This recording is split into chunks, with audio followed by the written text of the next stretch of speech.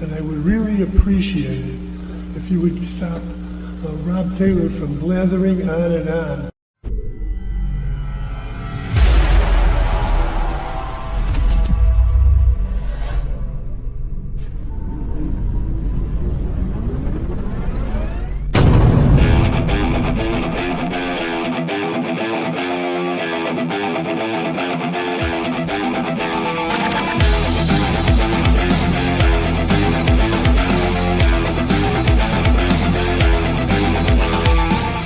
Opinions expressed by talk show hosts, callers, or guests on the Rob Taylor Report do not necessarily represent the opinions of the hosting platform, subsidiaries, sponsors, or possibly anyone else on the planet or the known universe. From the tinfoil and lead-lined broadcast bunker on the beautiful southern coast of Oregon, it's the Rob Taylor Report. So strap yourself in. Your weekly political therapy session is about to begin. Ladies and gentlemen, here he is, the nearly famous Rob Taylor. Hey, Coos County. Hello, Oregon. Hello, America and beyond. I want to thank everyone who's joining me today. I've got a really special guest. It's election season. And you know what that means during election season is we're going to be seeing a lot of candidates.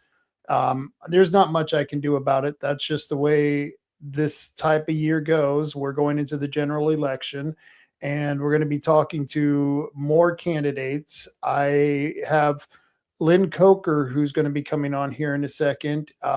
He's running against a gentleman by the name of Dumeier. I may or may not have met Mr. Dumeier. We will try to get him on the show. I just sent him an email to his website to see if he wants to come on. I don't know much about what's the particulars in the race in Curry County. We've got so much going on here in Coos County. It's hard to keep up. So I know people who support both gentlemen, both Coker and both Dumeier. And I know that a lot of them have contacted me before this podcast and was giving me a little bit of insight. And I just want you to know, I haven't made any decisions. I don't know what's going on down there. I want to talk to Lynn Coker, who, by the way, and I got to put this forward, he's a friend of mine, and we worked together on the wind turbine wind turbine issue that came up, where they wanted to put the offshore wind turbines, over 200 of them off the shore of Curry and Coos County. And we said, hell no. Well, Lynn was part of that. And so I do know Lynn. And so I got to put that disclosure up front. But I haven't endorsed anyone. And just because I'm doing an interview doesn't mean I support one candidate over another. I try to have all candidates on. And a lot of times there's a lot of candidates who get invited to this show who just don't show up. It's not my fault. There's nothing I can do about it. So I want to introduce him. Joining me right now is Lynn Coker. Lynn, how you doing? I'm doing very good. It's good to see you again, Rob. And I got to hear your introduction, and I think you're humble beyond what's needed. Rob wasn't just in the offshore wind turbine pushback. Rob.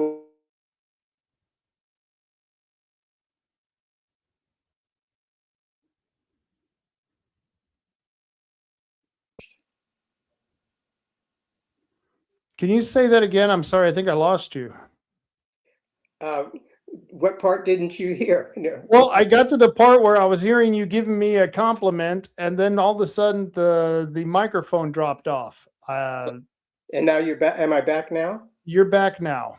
Yeah, I was saying that I thought that possibly you might be taking a much more humble position than really represented the role and the contribution you made to our pushback on wind energy. You were absolutely critical. You served as a gracious leader, a catalyzing leader. Both Coos and Curry County benefited from your leadership. And I also want to underscore that our work is not done. And our work is not done. Yeah, we'll get into some of that, I'm sure, today, because that is one of the critical issues that both our counties face. And that's, like you said, it's something that's going to be haunting us for a while now, once they get these projects going. I got to make an announcement real quick to everyone who's watching. Let me put this up on screen. We're having the Coos County Fair this week. When is your fair? Is it this week or next? It's this week. We start setting up on Wednesday and we're rocking and roll Thursday, Friday, Saturday, and Sunday morning. Why did these two counties do that? Every year they do that. They do. I know. It's crazy making. We need to talk to the commissioners and see about, we need to split that week up. We need to, I don't even have a preference myself, but it would be nice to be able to go to take my granddaughter to the Curry County Fair, and then the next week do the Coos County Fair. But all in one week is really hard on a family. Yes, it is. Now, I would support that. I'm sure there are reasons. Maybe it's the scheduling of vendors that we both go after, and we're competing for a scarcity of vendors. I just don't know, but it happened the last several years. I think it was Lynn County who had to, they didn't cancel their fair, but they didn't have any rides because of the visas that they couldn't get for the people who did the ride, worked on the rides in the amusement park. Wow. That Very says strange. something about our times. That says something about our times. And then to that, we have an initiative that was just recently submitted to the Secretary of State that would have taken away our right to go hunting, fishing, to eat meat, to process meat. It would have killed farming. It would have killed ranching. And we were, a lot of people were concerned about it. I wasn't so much, because it was totally unconstitutional. It would have died as soon as it got out of, if it would have got into made into law. But it's not going to be made into law because they couldn't get enough signatures, enough good signatures. And so it died, IP 28. But I have IP 25, which is the opposite of IP 28. It actually creates a constitutional amendment to give us the right to fish and hunt and to eat meat, because we are carnivores and that's how we live on this planet. And so we are going to be pushing that at the county fair. And if you folks can see the county fair right there, July 21st to the 25th, if you come to the Republican booth, we will have this petition here, IP 25, and we've got to get enough signatures for, and I think we have only a couple of weeks, because this is the preliminary petition to see if we can get 2,000 signatures to actually go forward with the regular petition. You know how that works, Lynn? Well, I do. I understand that basic structure. We've participated in several petition efforts down here, but we've never been the initiator of them, though we have pedaled really hard for each one of them that we thought was important. Well, it was strange. The woman who did this, let's see, I got her name here. Her name is Carrie Goodhart. What a nice name, Carrie Goodhart. But she really doesn't, she's not with any organization. I guess she helped with Ed Deal on Ed Deal's petition, but she's kind of lacking in organizational structure. And yet everyone wants to sign this petition. And I think it would go really fast if she had that structure. So we're going to try to build onto it now that it's out there. But the first trial, I guess, is going to be our county. And if I can get you guys some signature sheets down there, maybe we can get someone to come up here and we can do a handoff and get some signatures from down there. That would be easy to do, because Gold Beach is what, an hour and a half away? Not even that long. About 90 minutes, door to door. Yep. Yeah, Yep. we could do that. That would be something that would be really cool, because if she needs 2,000 signatures, we normally get anywhere between 500 to 700 at the fair. And if you guys could get another 200 or 300 for us, man, that would just really seal the deal. Okay, I'm going to make a note for myself to follow up on that with you after the call. Thanks, Rob. You got it. And anyone out there who's listening, we are going to try to get this to the headquarters this week. I will let you know if I'm going to be available. What we're going to do is we'll probably have people at the fair. I've got to work the fair Wednesday and Thursday. Friday, I might be at the headquarters all day just to get these signatures. I'll let you folks know. I'll put it out there, but this is big stuff that's happening. And I'm glad someone's moving. Someone's doing something right, you know? And we appreciate it. Just think, we have to memorialize in state constitutions and statutes the right to eat what we choose. That's Now, crazy. is that just you're right. It's an aberration of what it means to be in a free community. That's, you know, we were just talking about that. How far is government going to get into our lives? We were talking about that off the air. And as someone you're a conservative, I'm a libertarian. We don't like government. We don't want government telling us how to live, how we should make our money, and they certainly shouldn't be taking our money. And you're running for a position that's going to be running or deciding on a lot of these things. And I want to talk about some of the policy issues that you're going to be facing. This is something I'll be asking Mr. Dumeier, and one of the top issues, hands down, and this is true for my county and probably Douglas County as well in this area, is that our justice system seems to be, well, some people call it broke. I say it's working exactly the way the leftists in Salem want it to work. They've sabotaged our justice system. But what specific steps has the board taken, and I know you are on the Board of Commissioners, or plans to take to restore the sheriff's patrol staffing and funding levels? How do you balance public safety priorities with other county budget needs without new taxes? So you started off talking about the justice system, and my head went totally in the other direction, in towards the opportunity to open up the justice system for the participation of people who find it difficult. And so maybe we can come back on that. Okay. But with the question that you've got on the table, you're looking more at public safety, I think, law enforcement considerations and such. And in terms of where we are, as opposed to where we've been, we're in a lot better shape in July of 2026 than we were in July of 2023. You can imagine that after a couple of decades of mismanagement from a financial perspective, our county was on the edge of two different cliffs. And I'll explain them this way.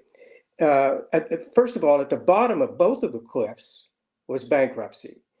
So one edge of the cliff was represented by the fact that we had been living off of a drawdown of our road reserves. Now keep in mind, that's money that's saved there for infrastructure costs. So we were drawing that down, and it went from $1 million to more than just a couple million on an annual basis, just depends.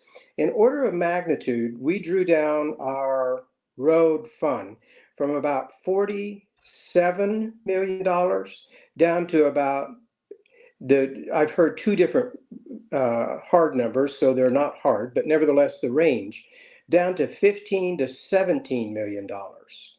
And at that point, it represented a cliff that was going to lead us to bankruptcy if we didn't do something.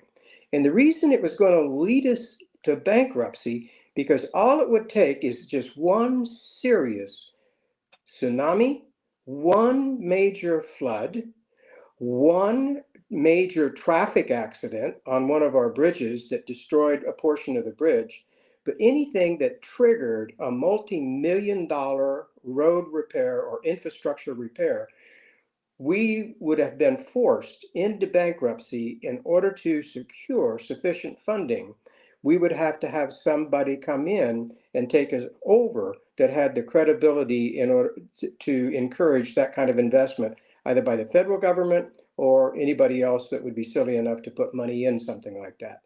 From the way I understand, if a county goes bankrupt, according to the state constitution, the governor steps in, from what I understand. They do, absolutely. So that's exactly what happens. And here's the worst thing. in my mind's eye, once you declare bankruptcy, you turn over your finances and operations to the state. The state will look at what's required in order to deliver the services that the county can't do. And then they will say, how much is that going to cost?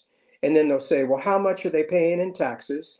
And of course, what we're paying in taxes is going to be less than what the governor's going to need in order to do everything. And so Right. they edict what your new tax rate's going to be. So automatically the floor comes up on all of our taxpayers in terms of the amount if we were to cave in and do bankruptcy. We don't want to go there. So that was No. one cliff. The other cliff that we were on was that the recipient of all the money that not all the money, most of the money that we were taking out of the road fund was going to fund our jail. The only way we could keep all of those people on over there is to spend infrastructure money, one-time money, on operational costs for our jail. And the reason we had to do that is because that is a mandated service. And if we drop the ball there, we will get shoved over the cliff. Somebody will come in and they will make jail services available in Curry County some way or another. So this is in 2023. We had to make a sharp right turn in order to right the ship. And in order to do that, we had to lay off something like 25 or 30 people. So we were around 155 people. We went down to 111, 112 people. And this is just like any company that has to go through the knothole of restructuring. That's what we had to do. And my professional experience is I've had to take organizations through that. So not only was it an uncomfortable experience to do that, but it was a familiar experience. And I know organizations can come through a bankruptcy better off than they were when they entered, but not always. So with that as background, we're sitting here bankrupt. We had to lay off all these people. And the largest organization in the county, of course, in terms of personnel and budget pretty much, is the sheriff's organization. So they got the lion's share of the hits. They had actually gotten up to, they were around 53 people on the head count there. And we asked them to step down. I think we got them down to maybe 35 or 36, which is a big haircut. And it's a real compliment to the sheriff's organization, his leadership. It's a compliment to them that they went through that knothole. And this is real life moms and dads wearing uniforms. This is families. These are people out working on our behalf. They go through that knothole. And as a team, they stayed together. They kept the good people. Some of the people that they wanted to keep, they couldn't just because we didn't have the money. But the whole organization spent 2024 recovering from that huge haircut that they had to take. That's a compliment. So we entered 24 into 25. We were able to put another 1 or 2 people back on the payroll. Here in 25 and 26, we were able to do, I think we were flat. And then in 26, 27, our new budget year, I think we'll probably be able to get another 1 or 2 in there. But it's still going to be in that 35, 37 people range. And then people say, like yourself, well, what's it going to take in order to get them beefed up so that they can do their jobs? So what I do is I go back and I say, well, what's it been like in Curry County for the last 20 years, 25 years? And what's it like in other top performing counties who have similar sort of challenges? What do they do? How do they staff up in order to handle these challenges? Because all the counties are having major financial issues, especially rural counties. So I looked at our history, and just to give you an illustration of what I found. In 2013, we had 1 person less on sheriff's payroll than what we required they move to in early 2024. So if we were saying you can have 37, in 2013, full staff was 1 person less. They had a much bigger span of control. They had the same 1,600 square miles of territory to manage. They still had the 3 areas that were served by incorporated police departments, exactly mirrored. Here's where the difference was. They actually had a bigger jail. They were staffing up to 55 inmates at that point, and so they had a larger jail staff than what we were prescribed in 2024.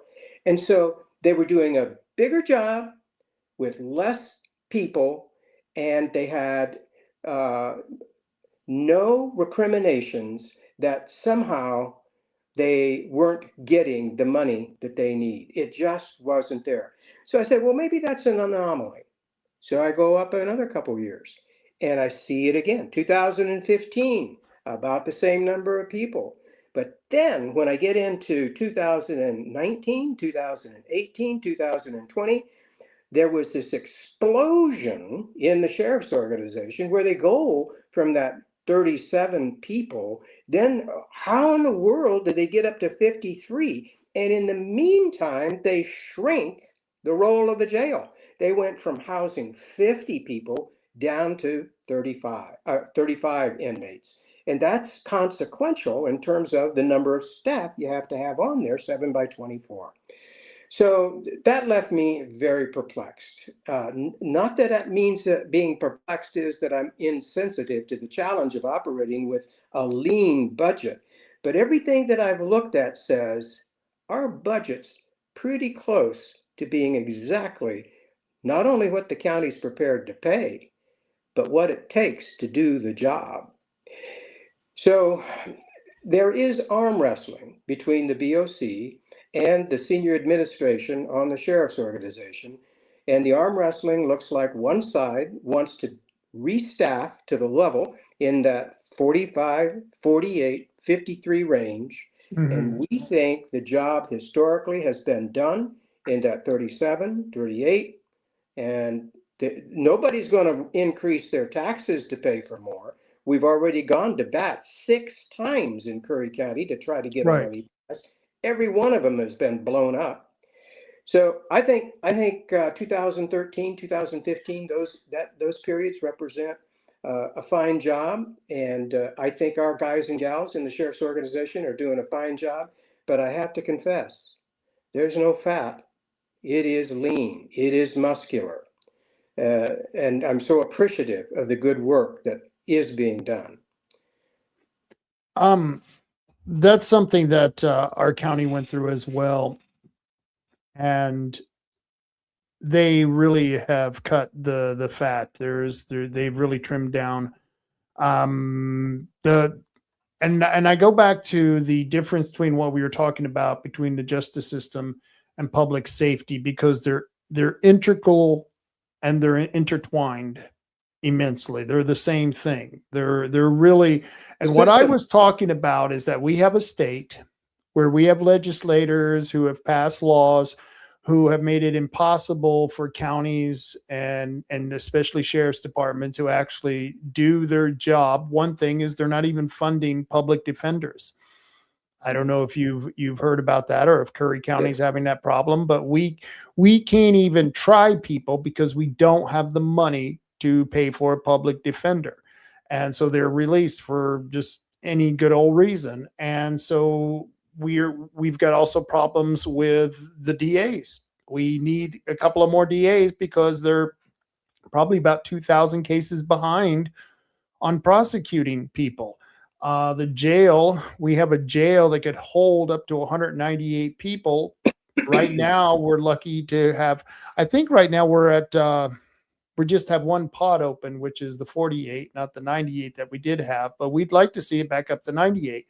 So when I talk about the legal system, I'm talking about what they have created so that you can implement public safety policies to work within that framework, and you can't.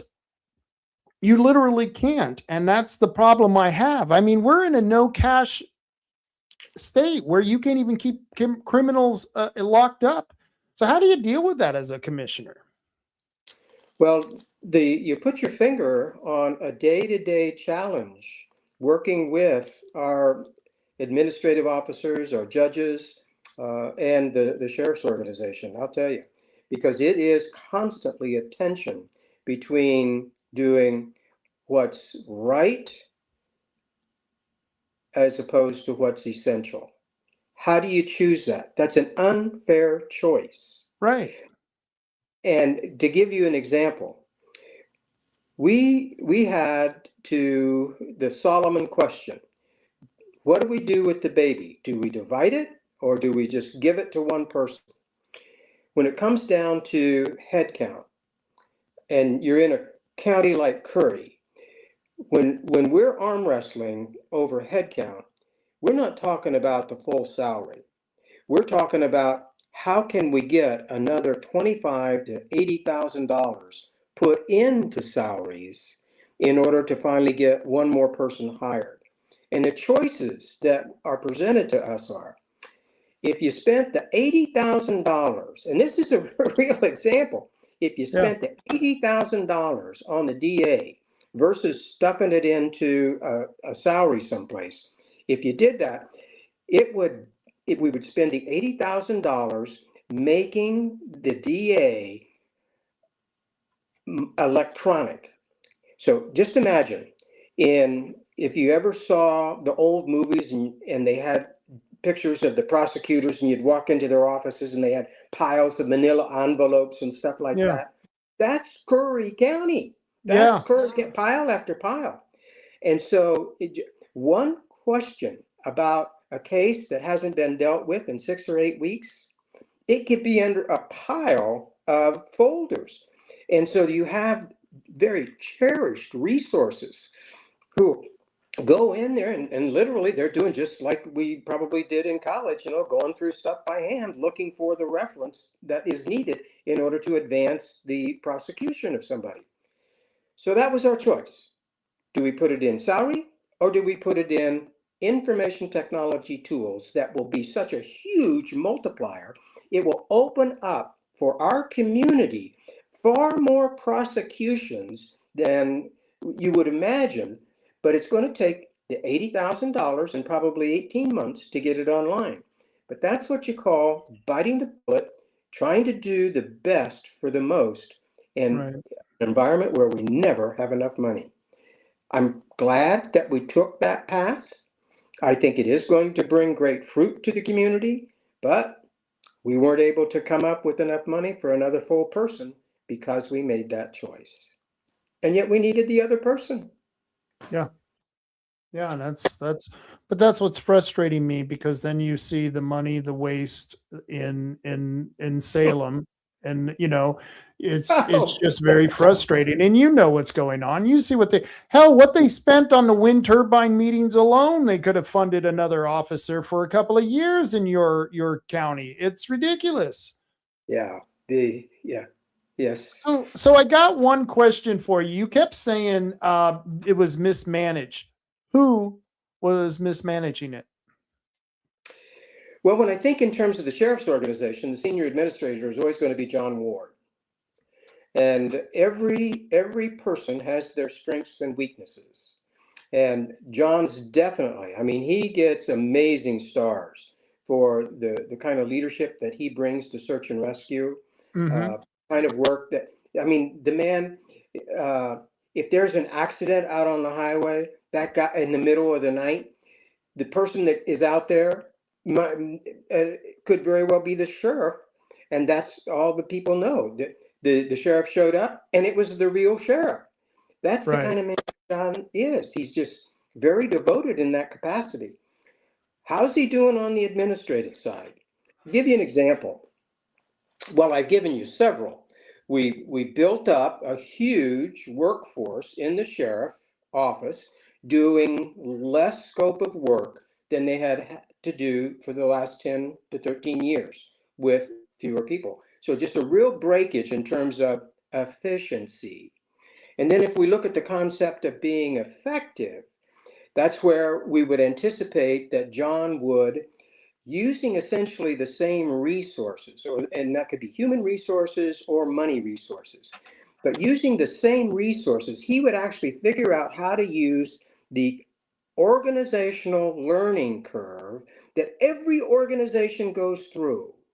But the learning curve itself produces effectiveness and efficiencies because people get smarter about how to do the job in the right administrative environment where good thoughts, where good suggestions percolate up and are clasped onto and implemented. Nothing in John's approach that I've seen so far suggests that efficiency and effectiveness in administrative practices unfolds.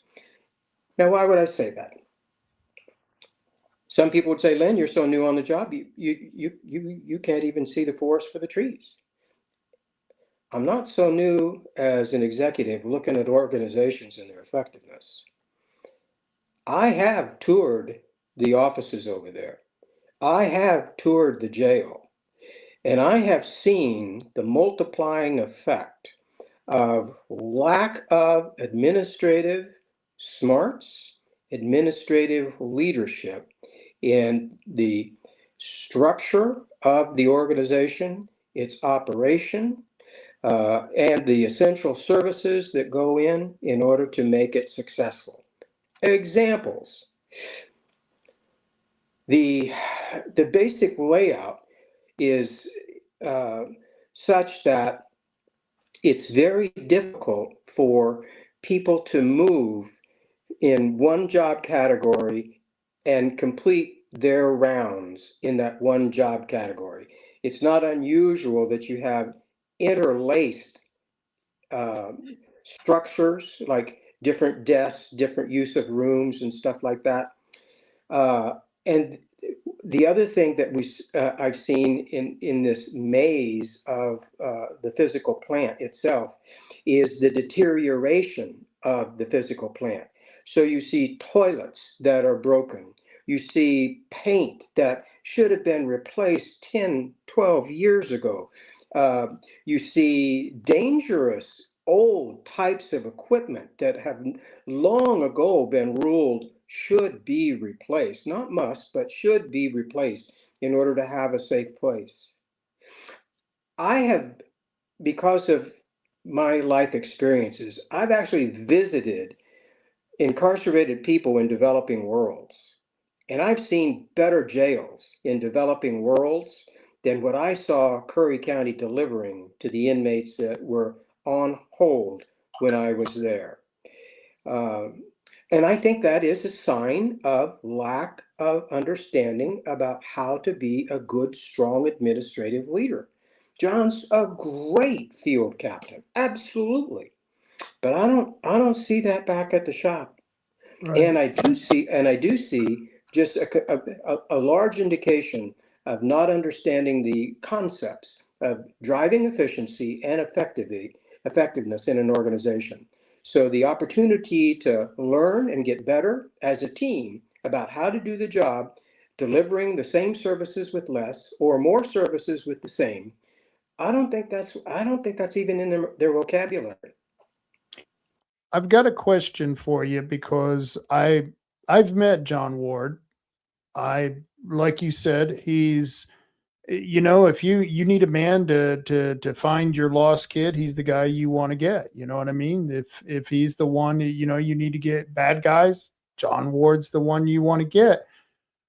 Here's the problem. And this is strange because this is something it's not ununique for Curry County to have people in the sheriff's position that are quite the characters and have done questionable things. And one of the things that the sheriff was just recently accused of is that he was receiving RV donations. Let's see what this article claims. ATVs, jet skis, and building, and told IRS had donated them to Curry City Sheriff's Office. County didn't even receive them. And this is from the documents filed or submitted to the FBI. And this is talking about a foundation, the foundation that donated over $400K. And then it shows a picture, and you can probably see that on the screen. And that's property owned personally by the Curry County Sheriff, John Ward, near Gold Beach, Oregon, with the 1,700 square foot shop on the right, purchased and installed by a foundation that said it donated the shop to the sheriff's office. You're going to have to deal with this situation, Lynn. And I honestly, this is going to be a problem for the commissioners and for the county, because number one, if you don't have the trust of the people, you're never going to get a tax increase, but they're never going to go along with anything. And that's just, fighting the integrity of the office, and not just his office, but all the offices, because, once anyone in the county at that level gets tarnished, the tarnish kind of rubs off on everyone. That's the sad part of this, whether you're guilty or otherwise. You know how politics works. So just, I don't want to be unfair to him. And like I said, I've got a book here I'm reading about Alan Boyce. I don't know if you've ever, the River Rogue Sheriff. That's Court Boyce's dad. If you ever get a chance, you got to read the exploits of his dad. Incredible stuff. But that's what sheriffs do. Sometimes they have to make these decisions. But when you look at what he's being accused of, it goes beyond the sheriff who's making those type of discretionary calls to comes what looks like theft. This looks like out and out theft, Lynn, and that's going to be a problem for your county. Well, it is a problem for the county, Rob, and I appreciate the opportunity to touch on it. I know a great deal about the information that's been collected for investigative purposes, and some of that is still going to be treasured. It's going to be proprietary, because the investigative agencies have said, please don't blab and mess up our investigation. Right. So I'll be circumspect, but I do want to comment on it. So we've been familiar with this particular situation between the foundation and John Ward and his predecessor, Mr. Bishop, who was sheriff that appointed John.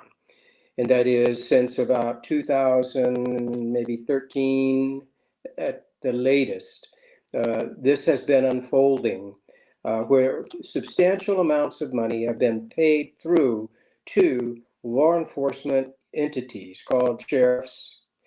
And the process that was used circumvented the stewardship role the county owes its taxpayers. So a whistleblower comes to us back, I'm thinking it was probably I first heard about it probably in early summer, not long after I had been appointed, was the first that I had heard about it. And the whistleblower provided that the whistleblower was part of a conversation where the sheriff was bragging about having a substantial amount of money that came his way in the form of a end of year bonus of some kind. And in retrospect, most people know that work for the county and probably in the community, we don't pay bonuses. Certainly not Right. if we did. Maybe it's a cake for a birthday or something. But that caught the ear of several people, and so it was much like a ball of twine. We started pulling on one thread, and it just kept getting longer and longer and longer as we dug into it.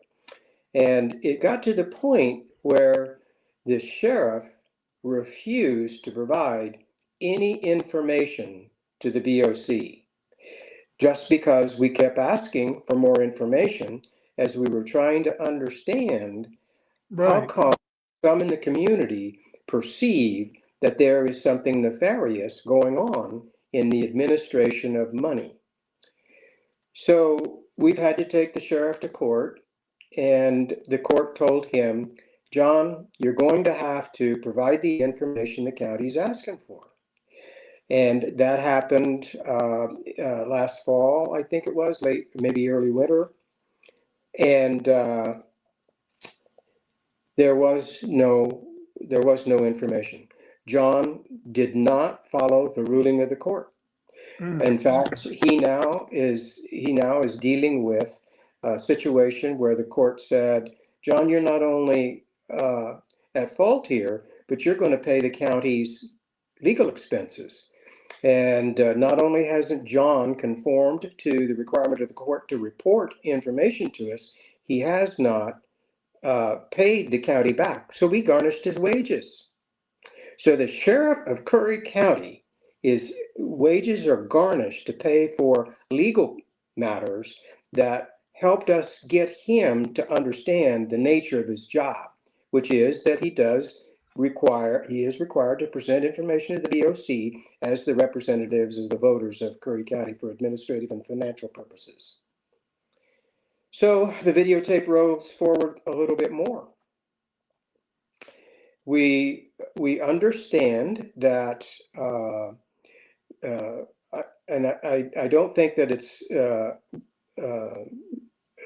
I don't think that I can say how we got the information, because that first of all, it would be something that I wasn't a party to, but only have rumors about. So I'm not going to spread rumors, but but for the smart person, it might sound right. And so, but I don't know. So, but just say that we did find out more information relative to the fact that there was money being transferred by a foundation to the sheriff directly. And we had the name of the foundation, so we went after their IRS records. Pretty simple.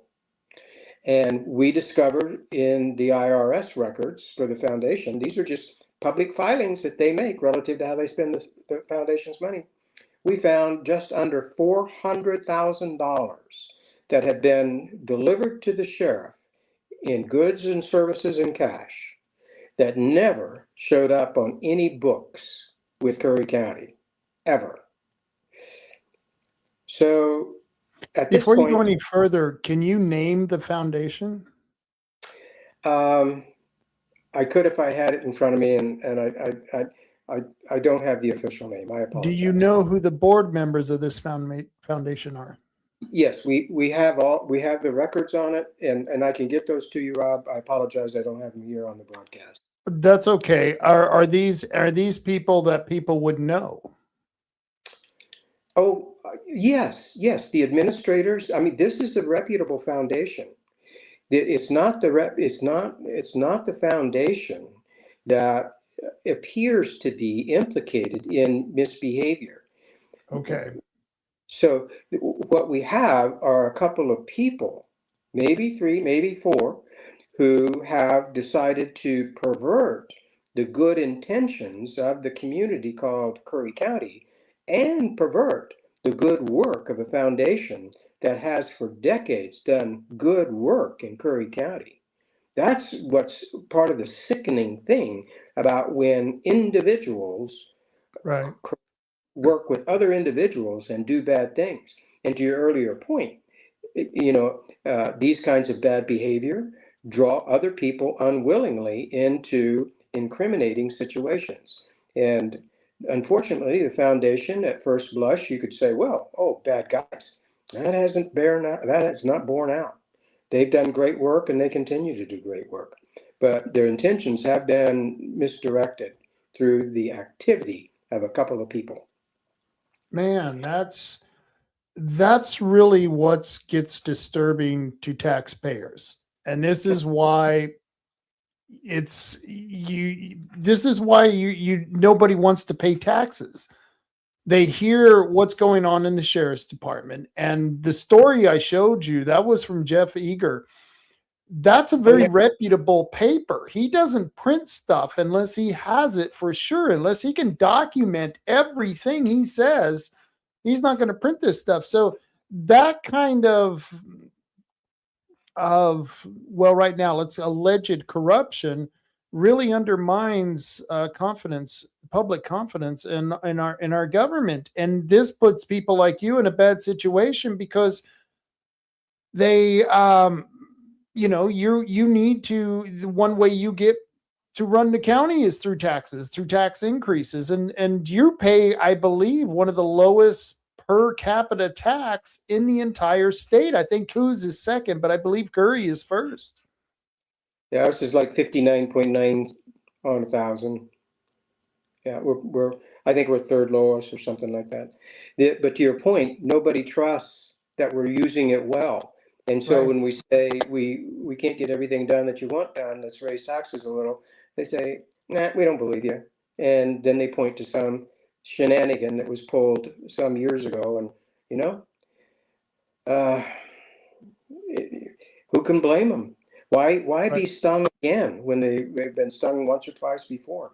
So that's what makes this conversation in and of itself both so hard to share with you, but at the same time, it is so essential to get this Right. information out, because we cannot proceed believing that everything is hunky-dory when it is a stinky fish, and we have to be able to address that in order to cure the confidence issue that we have with our people.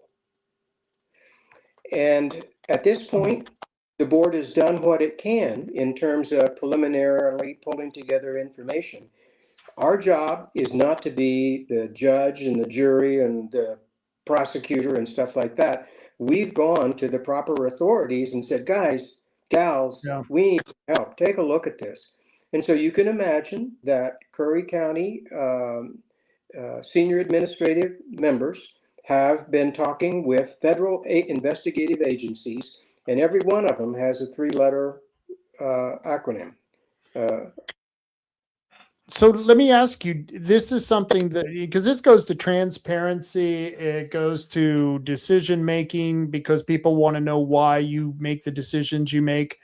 Is there anything you think the board did? And you can even go back and be critical of before you were on the board, because I think you've only been on there less than a year, right? No, 15 months. I'll be 15 months the end of July.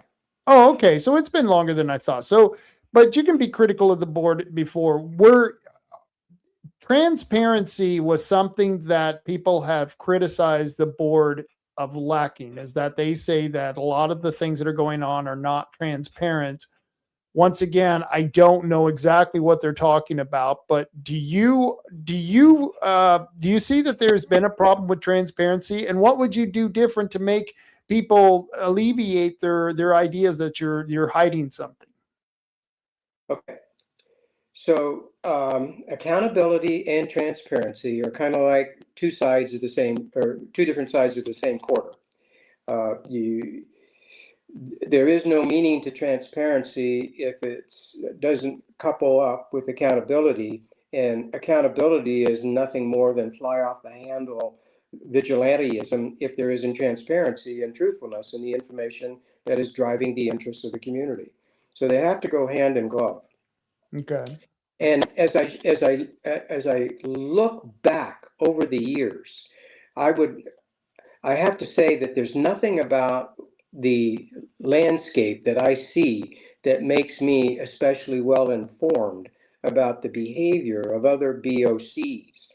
But what I do see, and I can comment on, is not particular decisions BOCs have made, but I can talk about the fruit of their labor. We didn't get to the cliffs of bankruptcy overnight.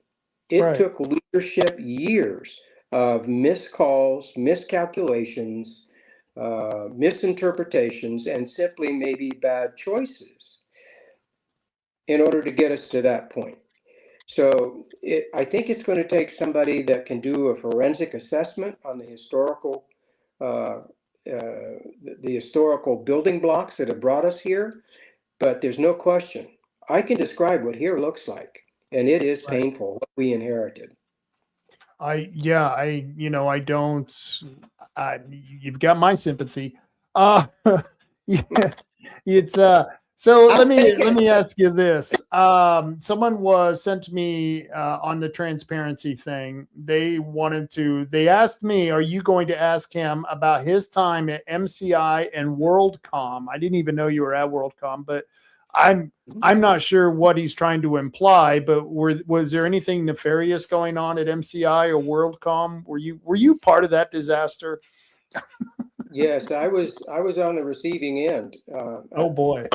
I had spent almost 25 years in the communications and the computer industry, and invested mightily in MCI as a competitor to my original firm. I was hired by AT&T and came on board, and moved into their executive promotion program. But I spent, out of that 25 years, just about 12 years with MCI. And my family was really dinged with the fraud that was perpetrated by our CEO, by our chief financial officer, and one of the CFO's lieutenants. Now, some people would say that that was the biggest fraud that's been perpetrated on U.S. corporate landscape ever. Right. But actually, I think it was just big. It ended up being about $11 billion in fraudulent manipulation. But the really big ones are the ones we haven't caught yet, because it is amazing how easy it is for people in absolutely the right places, as these men were, to be able to hide things that, if revealed, will completely turn a huge enterprise over on the side. MCI, during its life cycle, was one of the most exciting, one of the most fruitful investments that young families could make. And some people did it with their money. Some people jumped on board and worked 15, 20 Right. years. You put your life into it. When the fraud was finally revealed, everybody that put their life into it and put their money into it lost big. My family lost millions and millions of dollars as a result of that fraud.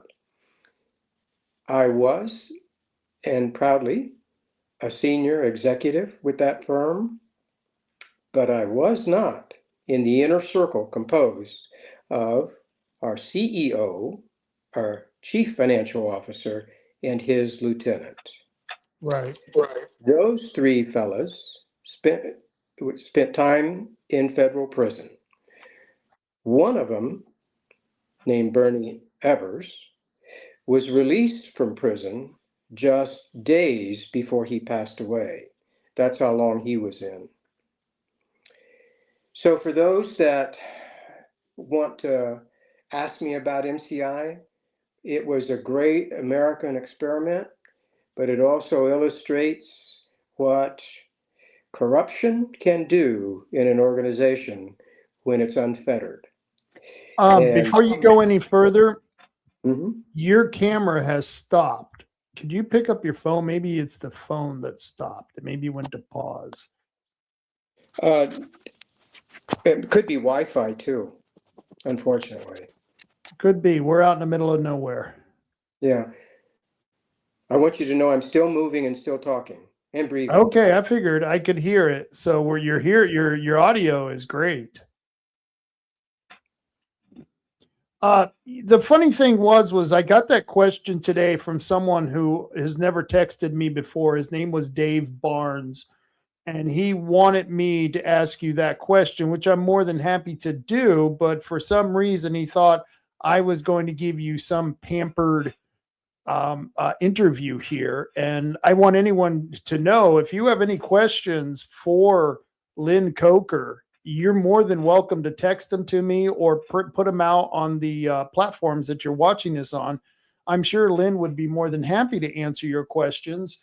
And Lynn, you've never been anyone I know who's been afraid of asking or answering the questions that I have always had for you. Not that I've really put you through the grind of asking you too many questions, right? No, I appreciate our professional relationship. I do know who Dave Barnes is. He's one of the generals in Jeremy Dumeyer's campaign.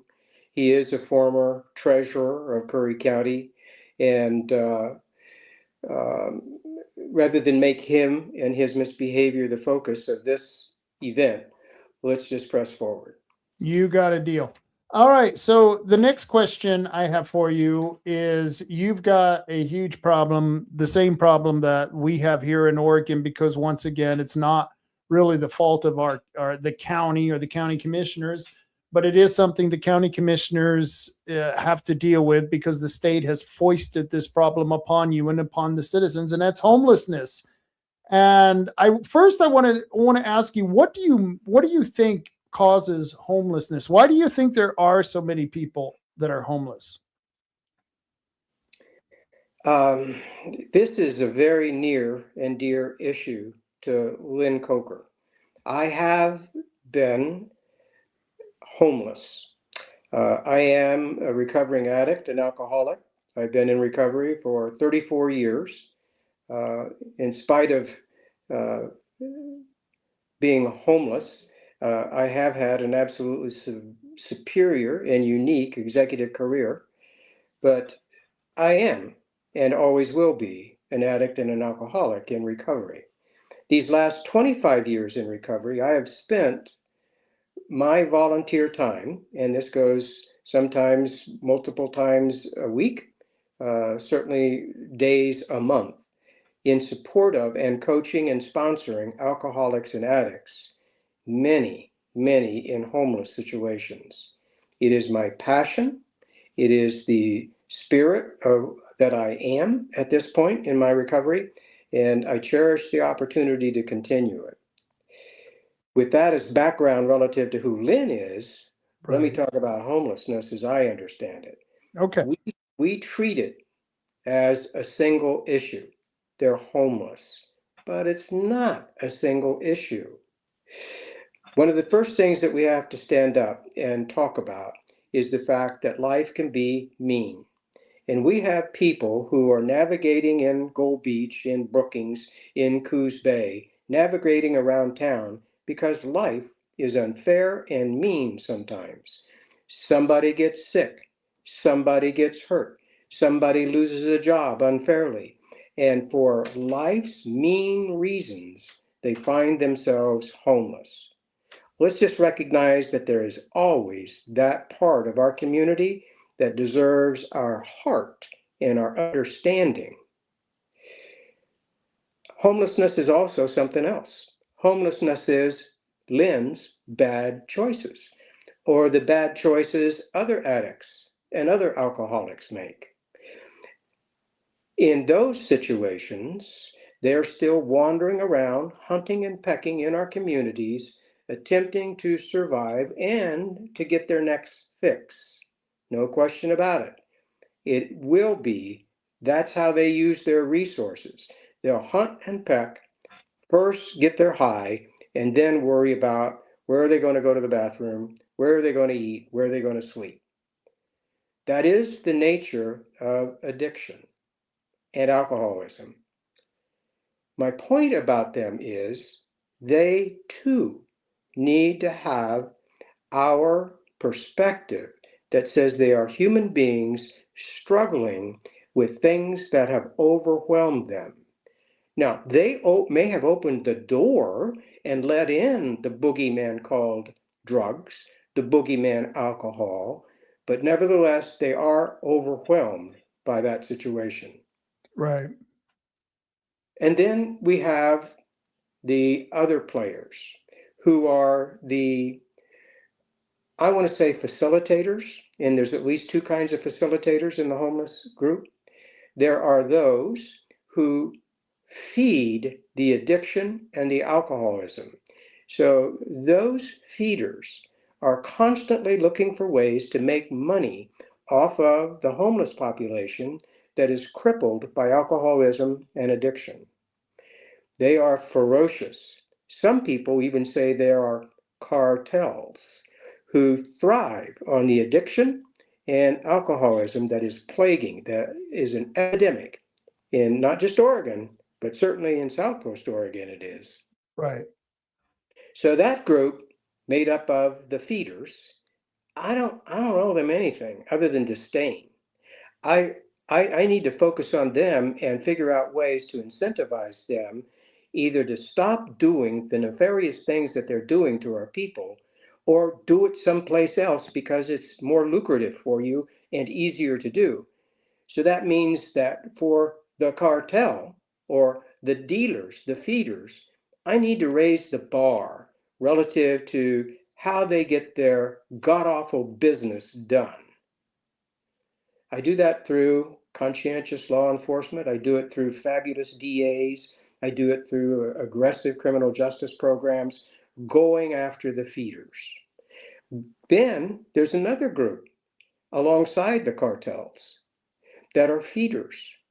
And those are too often, not always, but too often, some non-governmental organizations who make a fortune off of caring for the clients of the cartels. Now get that. So you got a triangle Right. here. You got the cartels, you got their clients, the homeless, the addicted, the alcoholics, and then you have the NGOs who fill out that triangle. And that triangle represents not something new. That has been around for ever, Right. ever. But we are plagued with it intensely today because we refuse to look at the truth. And as long as we hide the truth about that triangle, we will always be spending money hand over fist, simply making the ne'er-do-well wealthy, whether it's the cartel or whether it's the rogue non-governmental organizations that are exploiting the situation. So what do you do about that? What do you do? Yeah, absolutely. Well, I touched on some of it, and that is by raising the bar, making it difficult for either the alcoholic and the addict to live on the street, and or I need to make it difficult or incentivize the cartel to go someplace else. So with the addict and the alcoholic, what we do is we mandate, you will no longer have the opportunity to make crap out of your neighbor's neighborhood. You start doing that, and we're going to warn you. And then you keep doing it, we're going to impound you. And if you don't straighten up when you're back on the street following a few days in jail, we're going to institutionalize you because you have obviously failed to adapt to what it takes in order to be a good neighbor. That can be done and is being done. There are stair-step ways to work with alcoholics and addicts to help them crawl, claw, and eventually walk out of the trap of their addictions. You can. I have seen it. I have been there. Yeah, I definitely have lived a life steeped in drug use and drug addiction with family and friends. So that's something I'm used to. But Curry County, unlike most counties, decoupled from whatever your county Oregon Health Authority agency is currently called, from what I understand, right? Yes. So we gave up a portion of our public health and behavioral health system. That's right. That was, it was about 6 years ago. We signed a contract, a 5-year contract. That contract is being renegotiated now. And that contract is between the state of Oregon and service providers. So the choice that Curry made was, like the counties can do this if they feel overwhelmed. And back 6 years ago, obviously the commissioners felt overwhelmed by the mental health and the behavioral health situation. So they just said, we're going to bundle this up. We can't find providers that are competent here in Curry County and deliver services that are that we can afford to deliver off of public funds. We can't be successful. We're missing the ball all the time. Right. So they bagged everything up and gave it back to the state. So Curry County is not part of the negotiations between service providers any longer. So the state decides who's going to drop in the behavioral health, the mental health, the public health systems and such. And we say thank you or not, depending on what we see as the effect on our community. So for the last 5 years, as a result of the state negotiated contract, Mm-hmm. there have been periods in Curry County where the transition going from a Curry County owned and operated mental health, behavioral health enterprise to a state operated mental health and behavioral health, there was that transition period where it felt real bad. We have places like Port Orford, people in Brookings, Gulf Beach, even throughout the county, who felt like there was such a deterioration well beyond what they would have ever expected as a result of the transition period that they were in. But on the other hand, I think as we look at it at the backside of the 5-year period, I think there has been a productive learning experience. I think we're better than we were in the first, second, and third year. But in year 5, as we're negotiating for the new contract, are we satisfied that we just want in year 6 a mirror image of year 5? Absolutely not. We need to do better. Right. Our problem is that we have to arm wrestle just to get our voice into that equation because it is a state negotiated contract with the service provider. So it's kind of like we're the third man out yelling, but here's what our community needs over in this part of the county. You can do better there and stuff. It's kind of like, what is that noise in the room? What is that Right. buzz in my ear?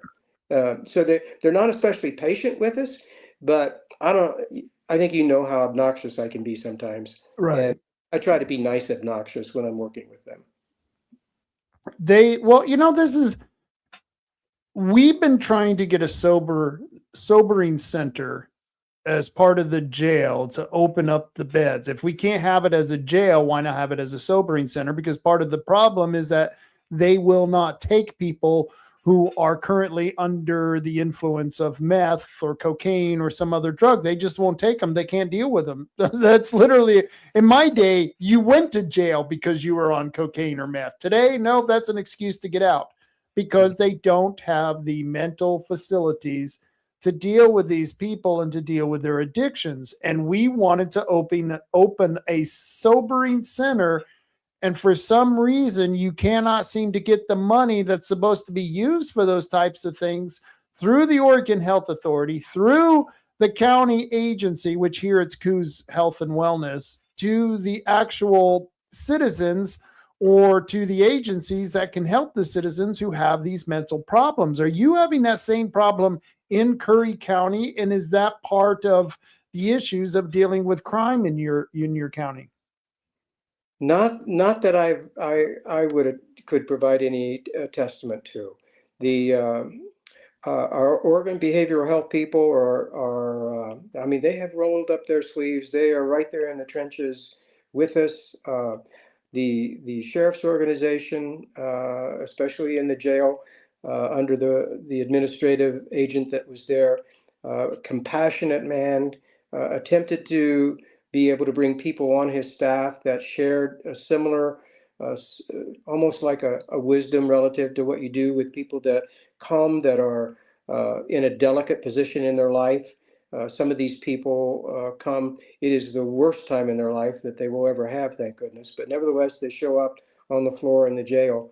And historically, there have been some exceptions, but nevertheless, I work closely with the sheriff and the jail organization on matters like this. And I really appreciate their extra work, their wisdom, the compassion they bring, and the professionalism. They are first and foremost law enforcement, but by golly, some of them are just really wise human beings, very practiced at their skills. Okay. All right. I'm not seeing that here in Coos County. Right. I wish that was what the reports are, but I look at Coos Bay, I look at North Bend, I look here at Bandon, and we're constantly having to get the police out here to get the same druggies out of our neighborhoods. And within a week, the same druggies are back and we're calling the police. And it just seems like a revolving door. It And is. I don't know if that happens in Curry County, but that happens here all the time. Yes. So what there's two different scenarios that you presented to me.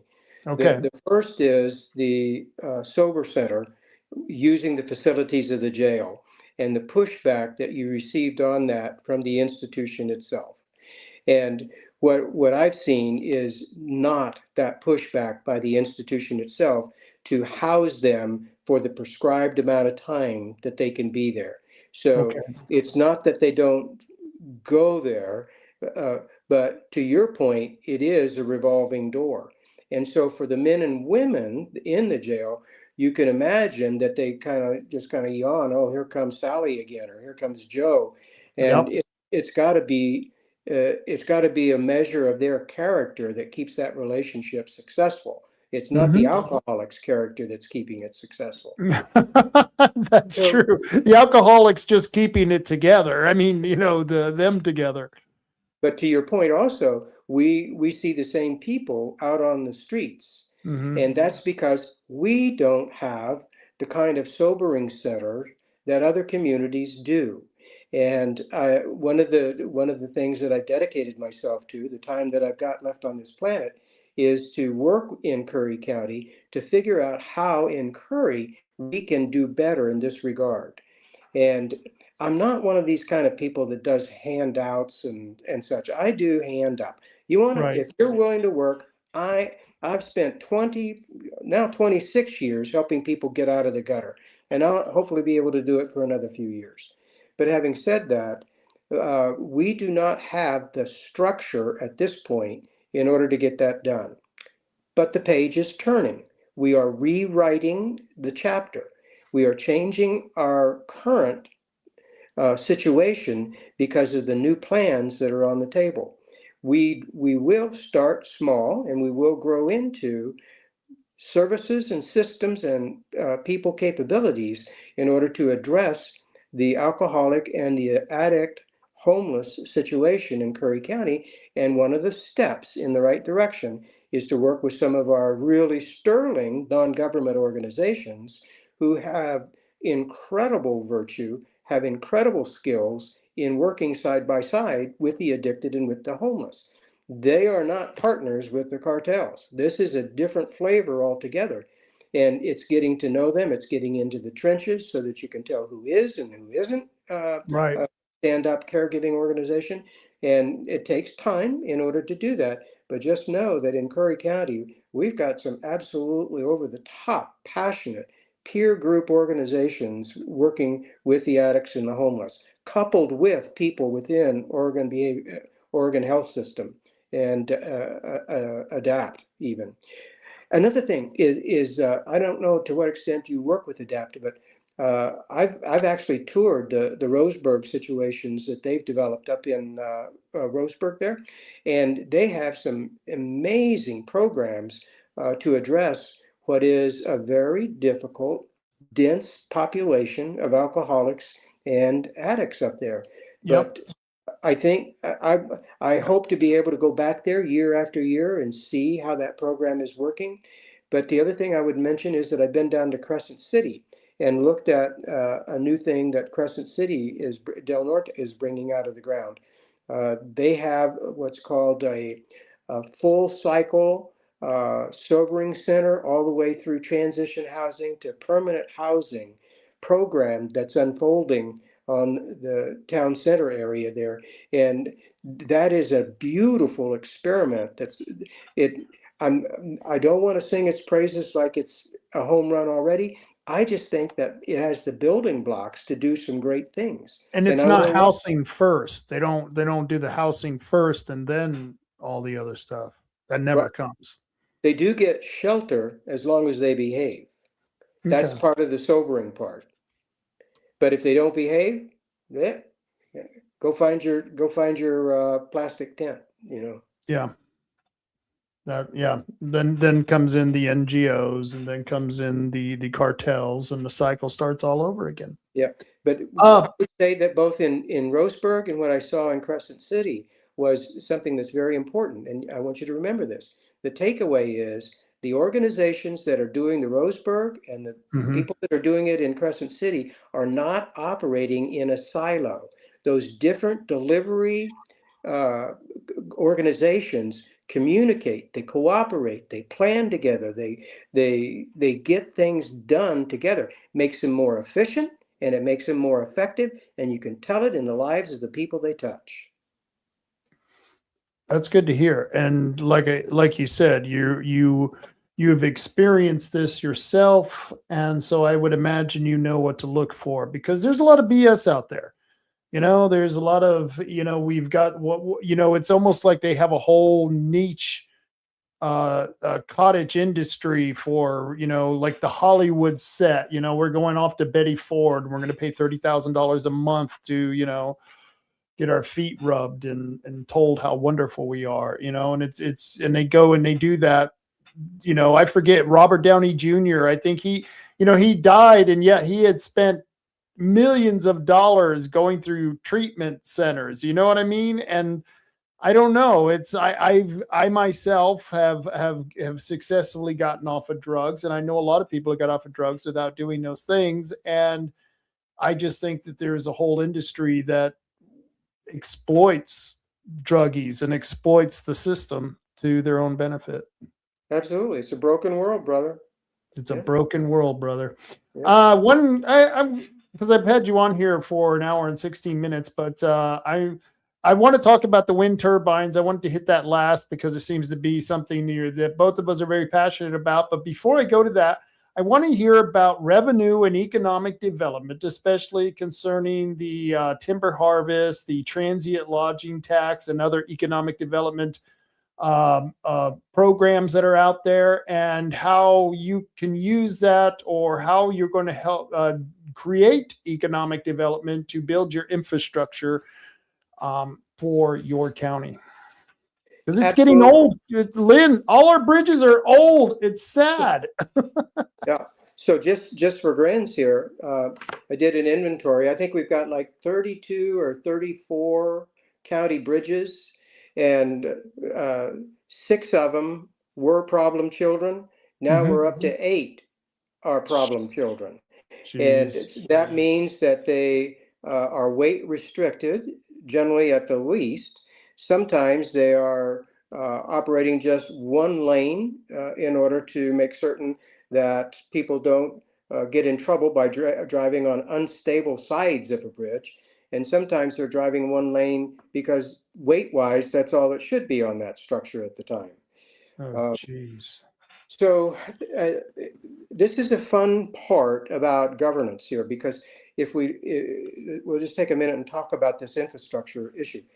So in terms of commerce for Curry County, we are whistling Dixie. We are blinding ourselves if we think that we are going to affect economic development if we don't have the infrastructure associated with commerce. That means roads, bridges, and culverts. We have several hundred miles of roads. We've got even more miles of culverts. And I've already indicated we're in the mid-30s in terms of the bridges. That amounts to around $300 to $350 million in infrastructure in Curry County. Can you believe a little county like us that's on a shoestring from day to day, we have assets valued at that kind of price tag? Yeah. In order That's to mind blowing. Oh, how much? Let me ask you. In a year, do you know this offhand? Because I know for Coos County, it's $65 million we get in all property taxes, and only $6 million of that $65 million goes to the county general fund. What's your budget? Do you know that offhand? we just finished our budget cycle. Our budget if you look at what we call the LB1, it's going to show that we're running around 83 million, which it is a budget figure, which includes a lot of rollover from previous years. It also includes a lot of double counting. But if you remove the rollover and you remove the double counting, we're probably, maybe 60 million. So there's a 20% difference between how they work budgets and then how we actually spend money and how much money we collect and such. So that's about where it is.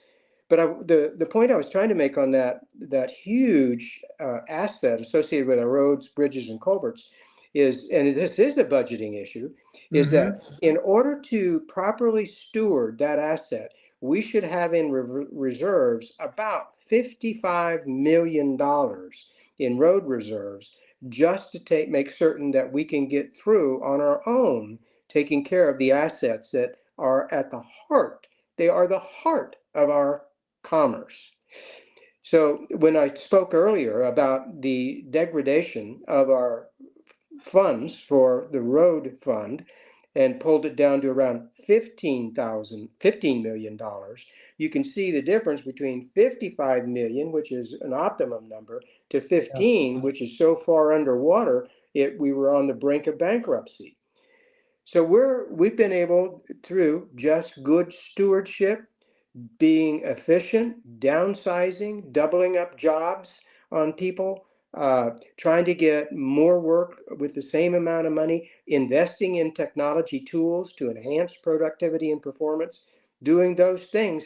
We actually have been, for the last couple of years, putting money back into the road fund. One of the angles that we took in order to reverse the chart relative to the degradation of our road fund, one of the steps that we made had to do with, let's be smarter and more competitive in getting grants because that's a huge source, and we just haven't in the past been especially effective at that. Just last year, we were able to pick up about $3 million in grants associated with infrastructure. And in this 26, 27, with the work that's already in place, I'm sure we will match that in grants. So between being efficient, hold on. Did you get a new grant writer? What happened? How did that happen? That 3 million jump? Thank you for thank you for bringing me back to earth, because it's all about people. It's giving people a vision of what they can do in order to make their jobs better, make the county better, and giving them the tools and support, and then getting the Sam Hill out of their way. Example, the road crew, our back office people. I mean, these are great people. And whoever goes in there and says thank you, other than a few of us, but right.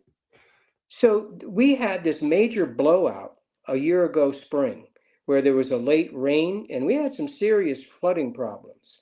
And we had about $1.5 million to $2 million in road expenses, one of these disasters that could bankrupt somebody on the rail kind of thing. So that was a small version of a disaster, but nevertheless, $2 million in Curry is crippling.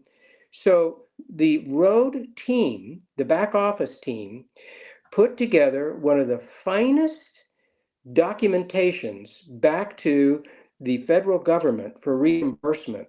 And I think that we got close to 95% of the money we put out for that repair back from the federal road. I know. That's people who unleashing their power can happen, and it is happening, but not just in the roads group. Other departments are going through that. And I'm I just want to, I don't know that anybody from Curry County is going to be a part of this listening body here, but we need to relay to them that some of them are just doing a fabulous job. And there are some incredible people who work for our county as well. And and that's the thing, is that, until you have to go through those trials and those turbulations, you really don't know what people are made of. And I literally watched the port director on the Port of Coos Bay have a meltdown because she had to give a disastrous financial report on the railroad that the port owns here.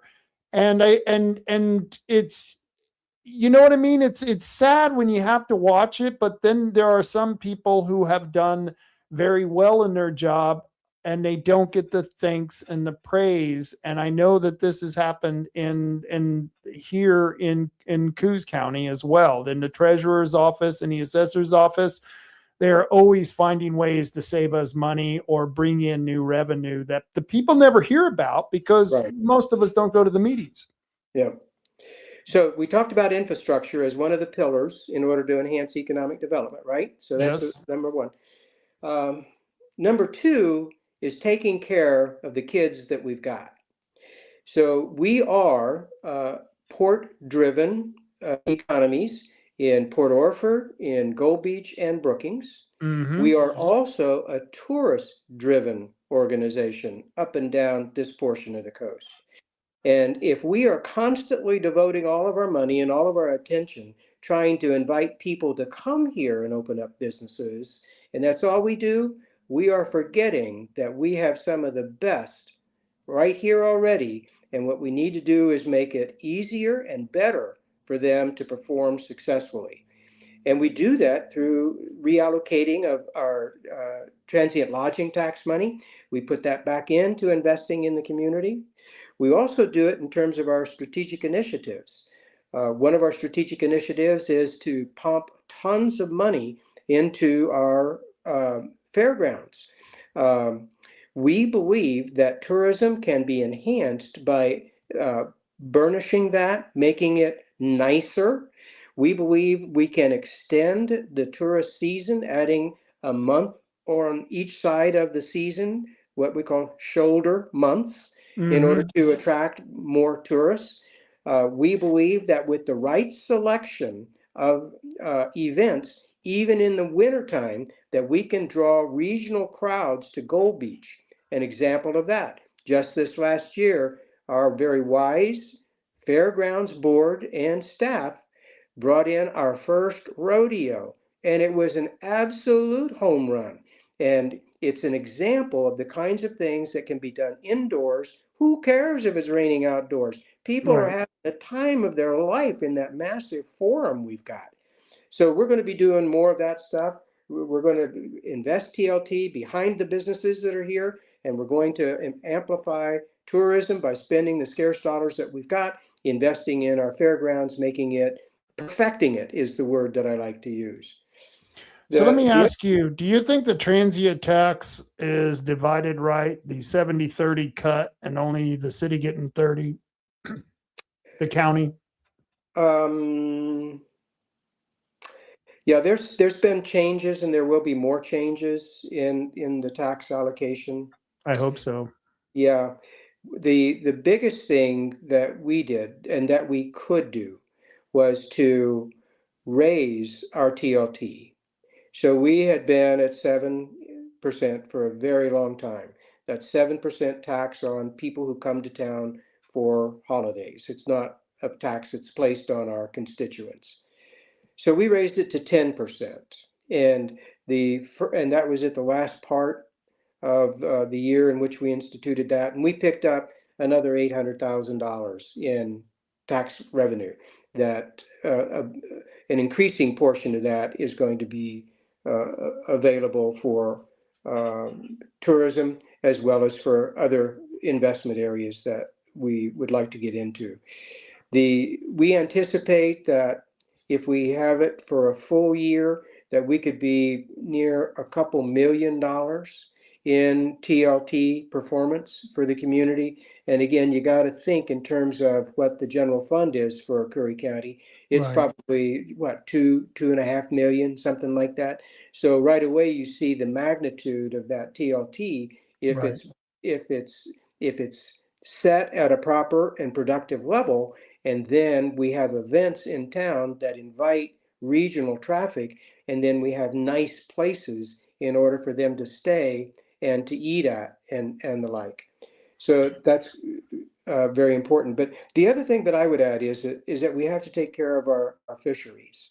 And we've had we've had some structural issues associated with fisheries up and down the coast, where the Department of Environmental Quality has been administratively strangling our fisheries by the implementation of environmental quality laws that are federal. And we're attempting to work with the legislature. We're attempting to, that state legislature.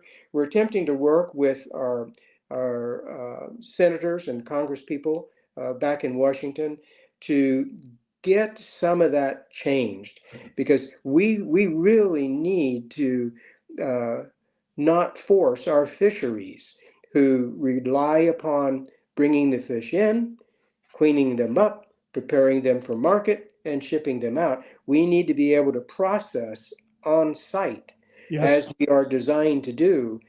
And unfortunately, this is just to illustrate some of the requirements that DEQ is placing on these men and women that operate those processings. So they are being required to return to the river, to return to the bay, to return Mm-hmm. to the ocean, water that's cleaner than water that they brought in to the system in the first place. Right. And you just got to scratch your head and say, who is making our fish processing facilities a scrubber of ocean water? Why would you do that? And of course, we've lost all of our processing, pretty much all of our processing in Yeah. Curry County. Can you Yeah. believe? They've closed down. There was no reason. Yeah. It's, Yeah. you can't live under those type of regulations. And on top of that, you look at the other end of it, where you have ODF and W not checking the water to make sure it has enough oxygen when they release the fish, Yeah. after spending millions of dollars to get the fish to the point where you can release them, and they kill them. And this has happened several times over and over again. And it's due to sheer incompetence. And you see the environmental strangulation on the other end. You're like, this is, who's making these rules? Abbott and Costello? Who's on first? Yeah, we had a chance to talk before the show started relative to how a country ages and how concentric the power begins to flow towards the center of the dial.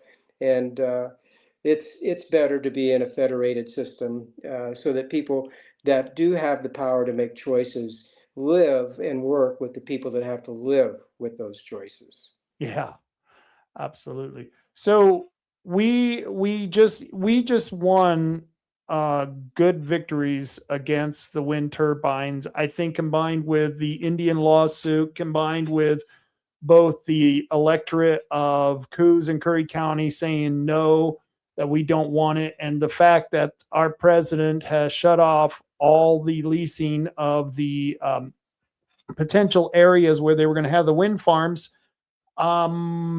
We've won all that, but yet they're still trying to push the wind turbines. Maybe you could tell people about that, because you've been going to the meetings that I just couldn't drag myself to go to in the last couple of times. Well, that's because you're probably smarter than I am. The people that I've had the opportunity to meet at the meetings, and I have attempted to either be on video or face to face each of those over the last years. We are about to cross the Rubicon. And what I mean by that is that July 24, the Department of Land Conservation and Development plans to submit what they call the roadmap for offshore wind development. And it is intended to be a pathway for in the development of these offshore wind turbines. And there are 4 different pathways within that. There's a pathway in the roadmap that says it just doesn't fit. There's a pathway that says it fits a little bit, and we would like to experience that over a period of time. There's a pathway that says we don't think that we ever want the wind turbines here, but we'd love to be a fabricator and or a shipper, somebody who is able to get good jobs out of whomever else down in California or in the state of Washington wants to do those things. So you got these different paths that they've laid out. The problem is, from my perspective, is that in the submission that's being delivered or intended to be delivered on the 24th, there is a flawed document to the core. And it goes like this. The pathway forward from Department of Land Conservation and Development suggests that we should set the table in Oregon for developers in order to find us friendly, supportive, and meaningfully engaged in building their success. There is that character within our DLCD. There is also a willingness within our LDCD to make certain, and I'm grateful for this part, that they are protecting the interests of our unions and the workforce that would ever be involved with something like that if it were to unfold.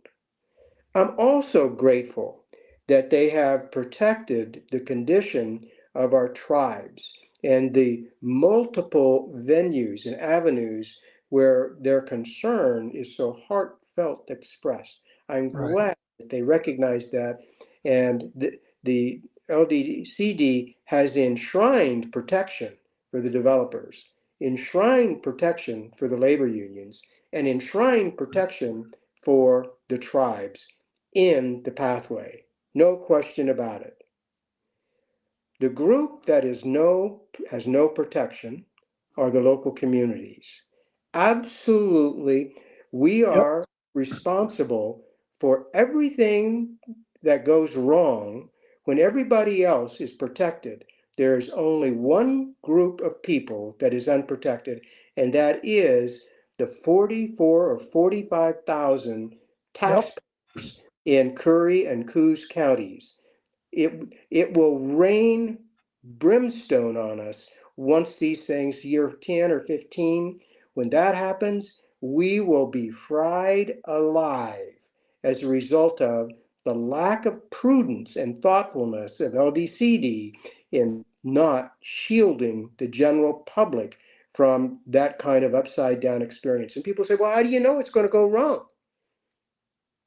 Well, when have you ever seen an industrial project that didn't go wrong? Right. When? You cannot name one. Nuclear went wrong. Gasoline, oil, it went wrong. Turbo power, it goes wrong. All of it breaks. And unless our state of Oregon, through the LDCD, protects our taxpayers, this should never, ever get out of department consideration. Ever. And the fact, like you said, you named all the people that have been indemnified. My favorite part was they indemnified the companies from the liability of economic loss. How can you even guarantee that as a government? I know that they have done it in some states, so Rob, they have.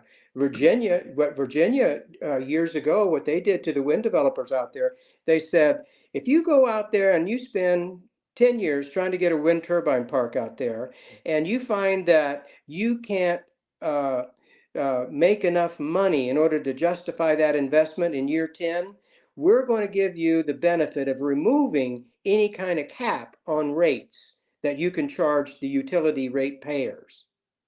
How freaking crazy is that? Yeah, I know.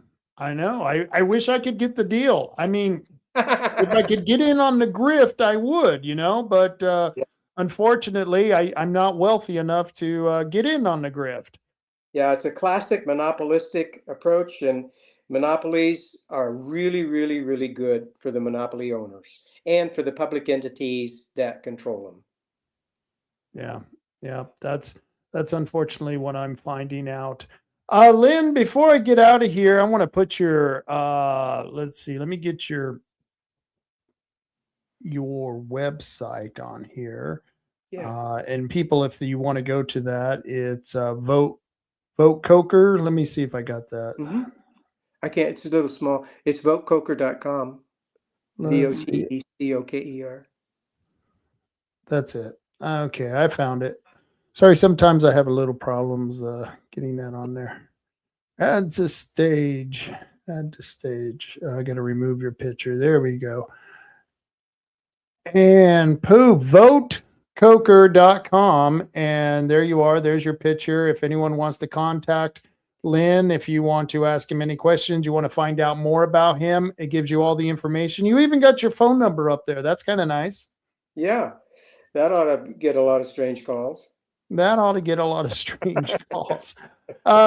Before I get you out of here, is there anything you would like to tell the listeners?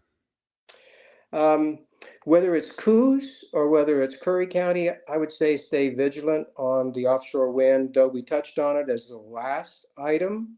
It is that which will shape 50 to 75 years of our future.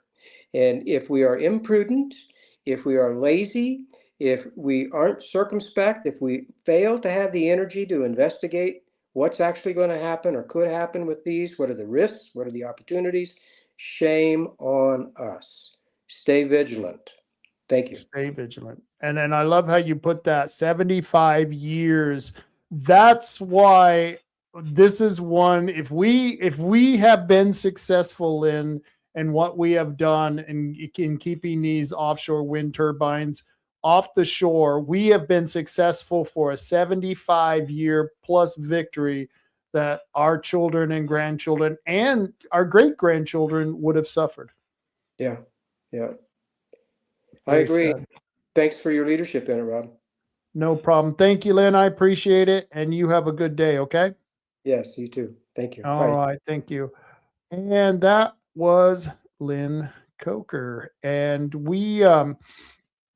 I want to remind everybody that we are having a special petition at the fair.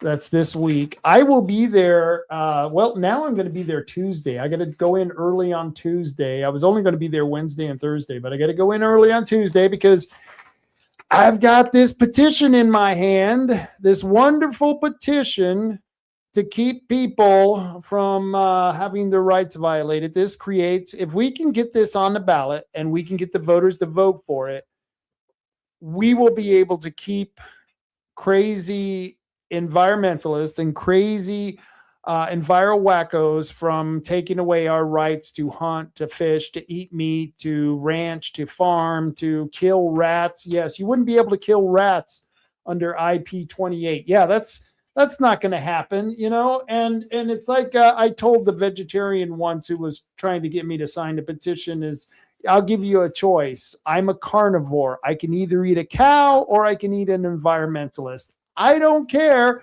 but that's the road I'm going down. So I'm going to have this petition. We are going to have this petition at the Republican booth, and you got to check out this booth. I don't have the pictures of it on me right now, but we did an incredible job of decorating that booth. You got to go check it out. The fair, in that corner of the fair where you have the booths, where you go in and check out all the different industries and the different groups.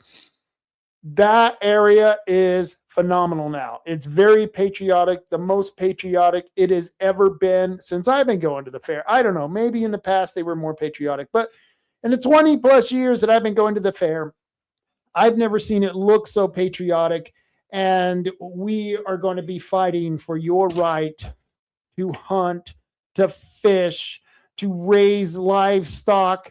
Yep, that's right. We're going to keep fighting for this kind of stuff because, well, that's what we do. That's what we do. We're the type of people who we're selfish. Yes, we're selfish bastards. See, I'm such a selfish bastard. I want to keep my right to go and kill animals in the woods. That's the kind of selfish bastard I am, because I might want to feed my family.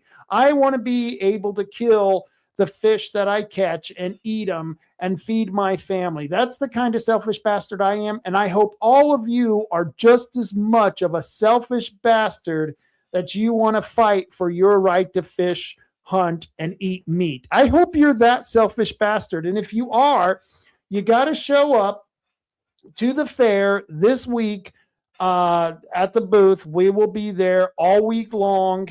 I think Friday will probably be the last day. I think we have to have them back to Saturday. Like I said, this is the preliminary.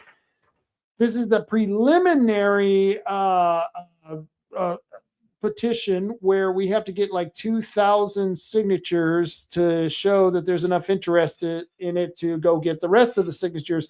I know it's stupid. It's just another gate that they put in our way to keep us from participating in the process. And of course, the wonderful lady who did this, she just doesn't have the political apparatus to work the logistics you need to work to get this information out there and get enough signatures. So we're going to help her out with this. And of course, you can help us out by going to the Coos County Fair and signing this petition. It's going to be really good stuff. I know I didn't talk about it because I didn't check in. I apologize, Matt, for not checking in, but we didn't play Where's 3H Tree Service. Maybe they did, and I just don't know. But if you need to get your trees trimmed, you need to have some trees taken out, these guys can come in and remove those trees with surgical precision. That's 3H Tree Service. Matt is a licensed arborist. He knows what he's doing. They've been doing this for over 30 years. Tree removal, tree trimming, lot clearing. They give you a free estimate. Just give them a call. Call Matt right there. He's at the very right of the screen. Actually, that would be your left of the screen, and he can take care of you. 3H Tree Service, 541-294-1800. And believe me, they have a Facebook page of the same name, 3H Tree Service, where you can check out all the videos that they do. They got some really cool videos. Let's see, what else do I have here? Tom and Gigs for all your lift kits, all your performance accessories. Do you know if your car is travel worthy? I don't know if my car is travel worthy, and I'm gonna have to do some travel. I may have to call Tim over at Tom and Gigs and get my car in there to see if it's travel worthy. But you need to find out if your car is travel worthy. Give a call to Tom and Gigs, and they can set you up an appointment. And you can give them a call at 541-888-4660, or you can take your car down to 135 South Shoneman Street in the Empire neighborhood. And it's right behind the car wash. If you know where the Empire neighborhood is, you know where the car wash is. Shouldn't be any problem at all. You can reach them at 541-888-4660 for expert installation, quality products. Your ride is worth it. And if you want to pick up some of those cool RC cars, they still got a huge selection of RC cars, drones, planes, helicopters, and you can get yourself some tannerite, even though you have to be 18 years or older to purchase tannerite. And yes, you will be asked to see your ID. And of course, Herbal Choices, the Herbal Choices cannabis dispensary that I choose, they can take care of all your herbal needs at Herbal Choices. They, believe me, they have quality. And tomorrow, I believe they're having, what is it called? Merchants Day. Yes. Boy, I'm telling you, maybe I've been visiting the store too much. I can't remember the words that I need to use to talk about the what shall I say? The advertisement I need to talk to you about. But yeah, this is happening. Let's see. I believe this is tomorrow. Yeah, Tuesday, July 21st is Vendor Day. And Portland Heights, all Portland Heights products are 30% off. There you go. It's Vendor Day at Herbal Choices, and you can get 30% off all of Portland Heights products at Herbal Choices. But remember, you must be 21 years or older just to even get in the store. That's right. Just to get into the store, you're going to have to show ID and prove you are 21 years or older. It's not like voting. No, it's much stricter than voting. Yes, you can't order your pot in the mail and not show ID. No, you have to show up in person and show ID. That's the way we should be voting here in America, but that's how we buy marijuana. Kind of strange that way. And I do have to make this disclaimer. This is a drug, so do not give it to children. If you do, you're a jackass. Do not drive a vehicle because that would be damn stupid. And do not operate heavy equipment. Hell, don't even operate light equipment. Stay home when you're stoned, and the only thing that anyone has to worry about is you attacking your Fritos bag. That's right. So there you go. And remember, they do have 5 locations. One in Bandon, one in Reedsport, one in Coos Bay, one in North Bend, and one in Charleston.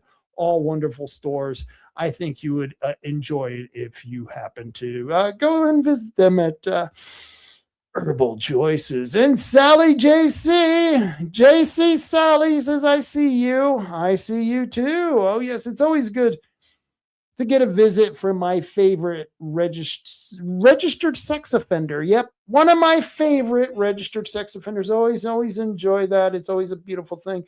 I'm not sure if this is actually him or if it's his doppelganger. I don't know. I'm kind of curious. Is it his doppelganger or is it Sal J. Carruthers? Interesting. I don't know. Sal, how's living with your mom in Portland? That must be really a kick in your ego, having to move back with your mom. Are you in your mom's basement? Do you play Dungeons and Dragons, or is that kind of one of the weird things you do? Or you just one of those weird sexual freaks who, do things like they do in Portland, and there's a lot of sickos in Portland. So you probably fit in pretty well. I bet your mother's really proud. Hi, Mom, I'm 30 years old plus, and I'm going to be moving back home. And by the way, can I use your phone because I got to register as a sex offender? Yes, Sal, it must suck to be you, but I wouldn't know because I'm me and my life's going pretty good. So once again, I want to let you know that we are having a fair day at the fair with the Republicans. Please join in. And Sally Boy says, I'm definitely in my mom's basement. Is your mom with you? What's she wearing? I don't know. I really don't want to know. Oh my God, that's a door that I did not want to open.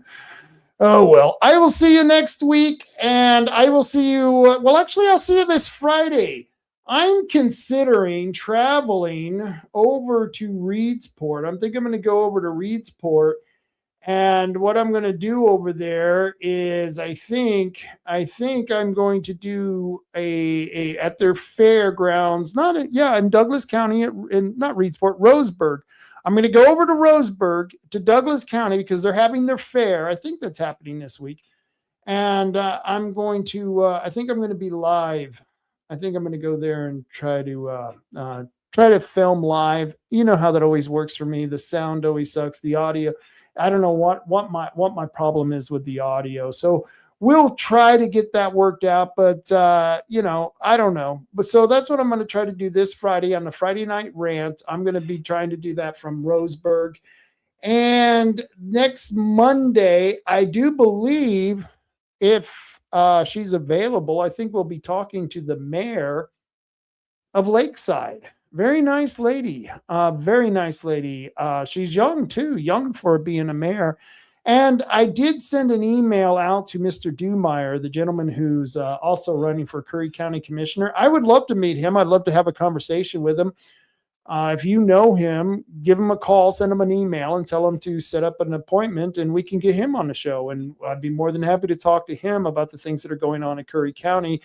And in fact, if you know any candidate that you want to see on the show, then just send me their information. It doesn't mean I'm going to endorse them, I'm going to support them or anything. It just means I'm going to have them on the show. It's amazing. I will catch so much flack for having a candidate on the show. And the funny thing is I invite every candidate from every category. If you're in one category and I have a person on from that show, I'll invite all the candidates. And most of the time they don't show up. And who gets blamed for that? Me. I get blamed for it. So stop blaming me. If you got a candidate and you want them on the show, you need to call them and tell them, well, hey, make that offer, because I just can't get to all of them. It's easier for all of them to make send me an email than me to send all of them an email, because I don't know who the hell they are. But you do. You're out there, and you're the ones who are in the streets. And Sally says the fair looks better than the Coos County of. Their fair looks better than the Coos County of a fair.